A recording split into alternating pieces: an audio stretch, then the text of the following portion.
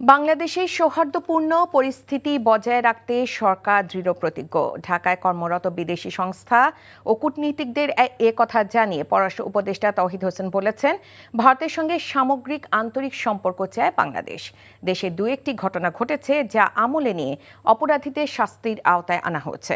বিদেশি বন্ধুরা আশ্বস্ত হয়েছে বলেও জানান তিনি। রিপোর্ট করছেন ফাহাদ মোহাম্মদ। ভারতীয় মিডিয়ার অপপ্রচার নিয়ে বাংলাদেশ সরকারের অবস্থান তুলে ধরতে রাষ্ট্রীয় অতিথি ভবন পদ্মায় বাংলাদেশে কর্মরত বিদেশি সংস্থা ও কূটনীতিকদের ব্রিফিং করেন পররাষ্ট্র উপদেষ্টা তৌহিদ হোসেন। এতে যুক্তরাষ্ট্র, যুক্তরাজ্য, ইইউ, জার্মান, জাপান, চীন, Canada, Saudi, Iran, Singapore, Pakistan সহ একাধিক রাষ্ট্রের প্রতিনিধিরা উপস্থিত ছিলেন। এছাড়া বাংলাদেশে কর্মরত আন্তর্জাতিক সংস্থা ও জাতিসংঘের প্রতিনিধিরাও উপস্থিত ছিলেন। পরে পররাষ্ট্র উপদেষ্টা বলেন, একটি বিশেষ গোষ্ঠী তাদের সর্বশক্তি দিয়ে অপপ্রচার চালাচ্ছে। বিষয়টি সব দেশের প্রতিনিধিদের পরিষ্কার করা হয়েছে।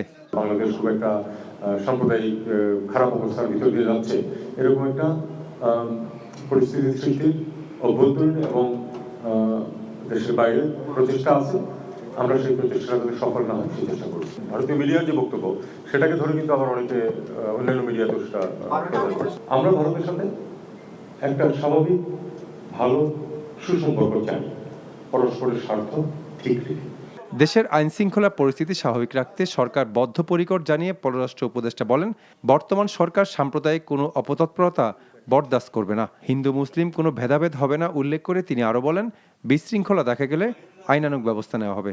এই সরকার কোনো ধরনের কোনো সাম্প্রদায়িক যে কার্যকলাপ সেটাকে বরদাস্ত করবে না, এবং সেটা হিন্দু বলে কথা নয়, মুসলিম বলে কথা নয়। আমরা সবাইকে সমান চোখে দেখব এবং এই মেসেজটা আমরা সবাইকে দিতে চাই, পার্টিকুলার কোনো একটা অংশকে না, সবাইকে এই মেসেজটা দিতে চেয়েছি। এবং এটাও আমরা বলেছি যে এ ব্যাপারে আইন তার গতিতে চলবে এবং সেখানে যদি কেউ বিশৃঙ্খলা সৃষ্টির চেষ্টা করে অবশ্যই সেটাকে শক্ত হাতে দমন করা হবে। বাংলাদেশে শান্তিরক্ষী পাঠানোর বিষয়ে পশ্চিমবঙ্গের মুখ্যমন্ত্রী মমতা ব্যানার্জির বক্তব্য তার রাজনীতির জন্য ঠিক হয়নি বলেও মন্তব্য করেন পররাষ্ট্র উপদেষ্টা। রাজনীতিবিদরা তো সবসময় রাজনৈতিক দৃষ্টিকোণ থেকেই বক্তব্য দিয়ে থাকেন। আমি মনে করি যেটা পশ্চিমবঙ্গের রাজনীতিতে তার অবস্থানের জন্য এটা হয়তো সহায়ক হবে। Fahad Mohammad, NTV news, Dhaka.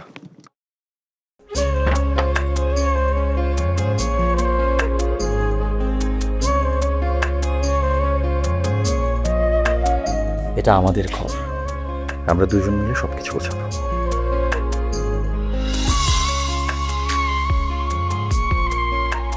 বাহ, এই ঘরটা এতদিন মরে আসছিল, নতুন বউয়ের হাত পরে একটা চক চক চক চক করতেছে। যদি কখনো কোনো ঝড়ে সেসব এলোমেলো করে দেয় তাহলে? আরে তুমি আসছো, তোমার বউয়ের হাতে রান্না খুবই চমৎকার। এলাকাটা ভালো না, একটু সবকিছু চোখে চোখে রাখেন। আমার খাওয়ানিও তোমার কোনো চিন্তা করতে হবে না। এই যে চুড়ি দিয়েছে, শাড়ি দিয়েছে না যেগুলো, তার কাছে সরো। পৃথিবীতে মানুষের মানুষের সম্পর্কের বড় সমস্যাকে যেন ভুল বোঝাবুঝি।